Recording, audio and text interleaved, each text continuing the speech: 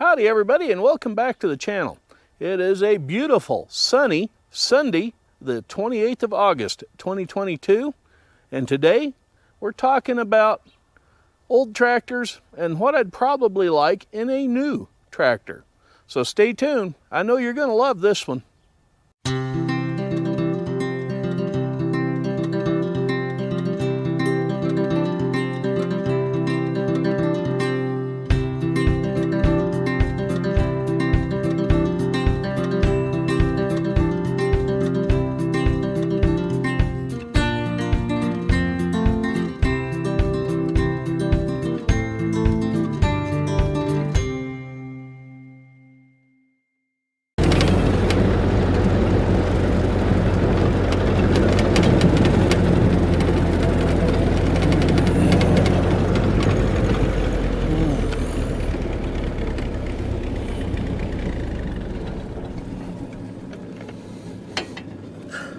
So what are you talking about, Farmer Dave?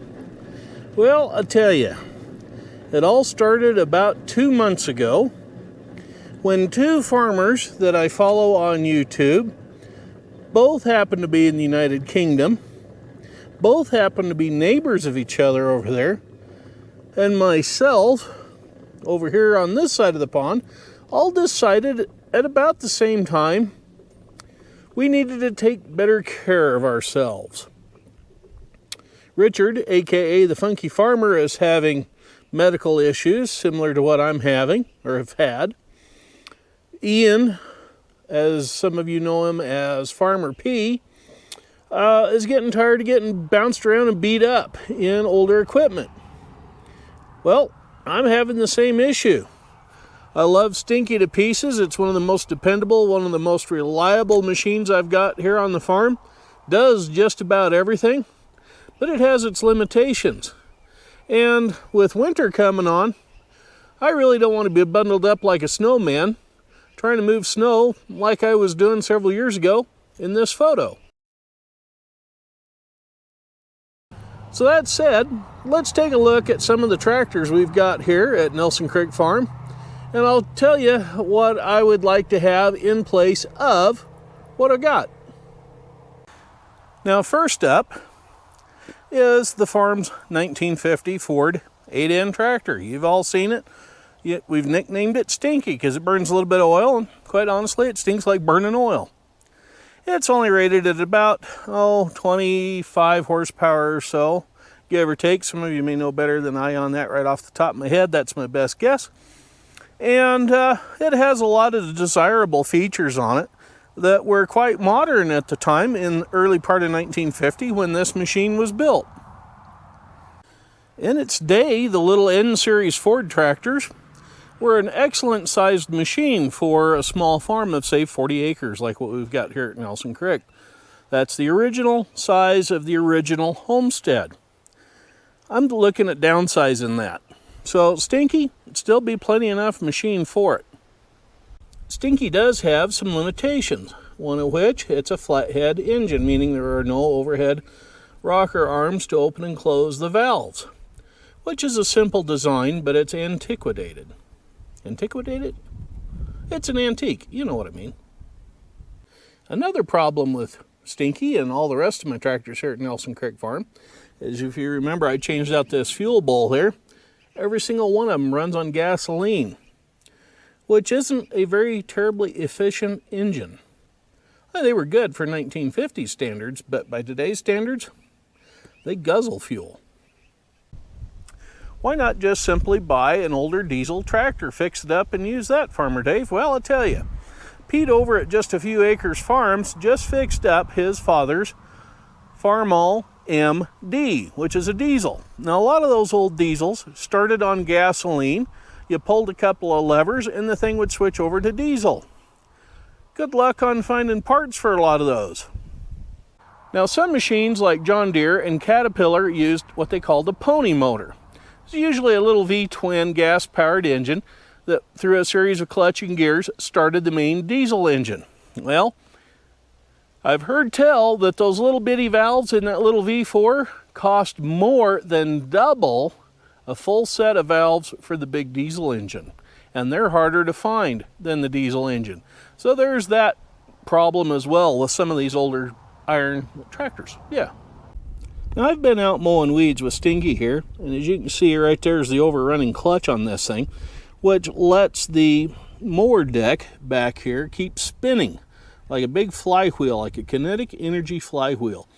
Well, it spins that shaft that runs up here to the transmission, and because a lot of these older tractors, the PTO shaft is actually powered off of the transmission and only turn when the transmission is driving the tractor forward or backwards, that kinetic energy can actually move the tractor even though you may even have the engine shut off. And another thing with some of these older tractors, the PTO shaft, like I said, being tied into the transmission means that the clutch has to be engaged and the transmission has to be either out of gear if you're not moving or in gear for the PTO shaft to spin. Now, the bugaboo on these is the PTO shaft also powers the hydraulic pump that runs the 3-point hitch lift on, in particular, these little N-Series tractors. Now that means the main lifting arm here and this one over here on any of those that are built this way won't lift whatever you have attached to the back end of the tractor, unless that PTO shaft is spinning, which in this case spins a mower. So in order for me to travel down the road or go somewhere else out into the field, I have to have the mower running and spinning, which isn't something you really want to have to do. And there's another problem, say with Stinky's hydraulic system. Let me show you what that is. That right there is as high as Stinky will lift anything. See where the lift arms are up here? That's it. That's as high up as it goes. So why is that a problem, Farmer Dave? Well, let me show you. We got a PTO shaft still sitting here spinning. It's not powering the tractor because the overrunning clutch right there, which means the hydraulics aren't working. So when I go to put a post hole digger on this thing, the 3-point hitch won't lift the post hole digger up high enough to get the point of the auger up off the ground. So I have to travel with the auger still laying on the ground. You can't do that with the PTO shaft hooked up and the PTO spinning to try to keep the hydraulics holding up whatever you got attached to the back end. So every time I have to drill a post hole with Stinky, I have to go somewhere where I'm drilling the post holes, unhook the PTO shaft, move over to the next hole where I want to dig one anyway, line everything up, get the post hole auger vertical, hook the PTO shaft back up, and then turn that on so I can drill the hole. Terribly unsafe. That is more unsafe than having an exposed PTO shaft with no shield on it. Yeah, so that's why I don't even try to use my post hole digger anymore, because it's just so unsafe and unhandy to have to use it, because it takes twice as long to do anything with it. So you're probably saying, Farmer Dave, why don't you just get rid of Stinky and get you something different? Well, one, I'm not going to ever get rid of Stinky because, quite honestly, I enjoy running it, even though it has issues and problems and whatever. Two, it starts all the time every winter, except for this last winter when the fuel bulb shut off, the thing went south, filled the carburetor full of gas and flooded the engine. And three, technically, I've given it to my daughter for when she gets into her own property and has her horses and a little bit of pasture land to take care of and that sort of thing. This is going to be hers. So now let's compare a 45 horse tractor or so and see what it has to do. So the Super M here is almost identical in the way it's set up and the way it operates, like the old Farmall H that we have in the barn yet this year. But let's see what this one can do. Now the Super M is really super handy at dragging around this 10-foot International disc. With those weights on there, it hardly even knows that the disc is behind it. So yeah, 47 horsepower, something like that, 45. That's a real good power for this size of a disc, especially if we're dragging some harrow sections back there on that rear hitch.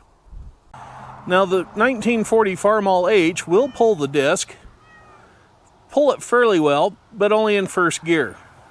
In fact, it struggles to pull it in second gear, and if you get into some soft ground, forget it, you're done. And Stinky back there, it can pull the disc all right as long as the gangs aren't angled to cut in deep and hard and heavy. The Super M's the only one that can really pull this disc. Now here's the other problem I'm having with the Farmall H and the Super M. There is no 3-point hitch arms on this thing. In fact, there is no 3-point hitch, period, on any of these. Now one saving grace on the Farmall H and the M series is this big thing down here. There's a belly pump in there that runs a hydraulic system. That's what this hose and all this is for here. Runs back there to a remote hydraulic setup. So if I wanted, I could get a disc that actually had some land wheels that I could raise and lower hydraulically to get it up out of the ground, instead of having to yank on this pull rope to get those gangs back there to angle. Because the disc with the wheel lift, you just leave them angled at whatever pitch you want them, and the wheels raise it up and down out of the dirt, where this way you have to back up and reset those so that they'll just roll along on top and not dig in. Now if I move the SMV out of the way, I do have remote hydraulics right there. And those can be used to run a 3-point hitch if I could find one to put on here. Only way you can get a 3-point hitch on a Farmall H or Super M is to buy one or fabricate your own. And if you buy one, that's from a custom fabrication shop, because there was never a 3-point hitch available on either one of these tractors. So basically, if I had a large piece of implement of some sort to put on the back end of it that was 3-point hitch, I can't do it. I don't have a tractor to do it.